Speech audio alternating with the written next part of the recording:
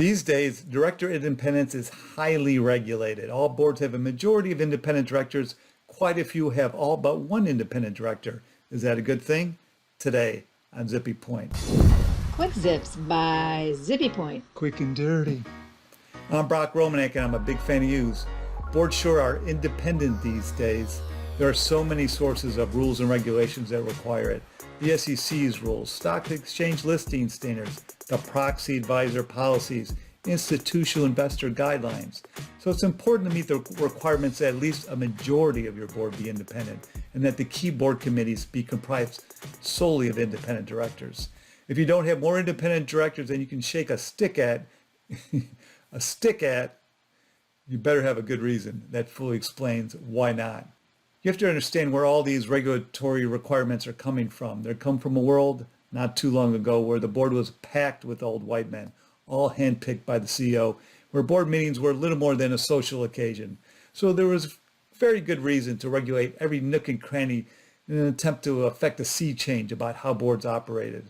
So flash forward now about 20 years, and it's arguable, very arguable, that we're still not all the way there yet. There's still a lot of old white men on the board. But it depends on the particular board. The size of the company tends to play a role in how far a board has evolved. The largest companies certainly have made the metamorphosis by and large. But I'll pose the question, do we now have too much independence?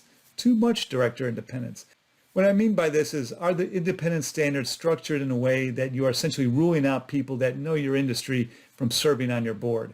Even if you do find someone that does technically hit the independence marks, might you not invite them because of the optics? Someone that works at one of your competitors or suppliers, for example. Well, competitors make sense. They shouldn't be allowed to serve on your board. The result of all this independence is that many directors simply don't know enough of the business stuff. The PowerPoint presentations at board meetings wind up eating too much of the board's time just so that the directors can learn the basics. Let's face it, an uneducated and unknowledgeable board isn't going to be able to ask the hard questions. That's because they're not going to know what the hard questions even are. This enables the imperial CEO to live to see another day. I've served on several boards, nonprofit and private companies, where I've seen this play out. I've been guilty of it myself. A group of pretty smart people in the boardroom, and everyone is afraid to speak up and look stupid. Like Grandma says, everything in moderation, and I think we've swung perhaps a little bit too far.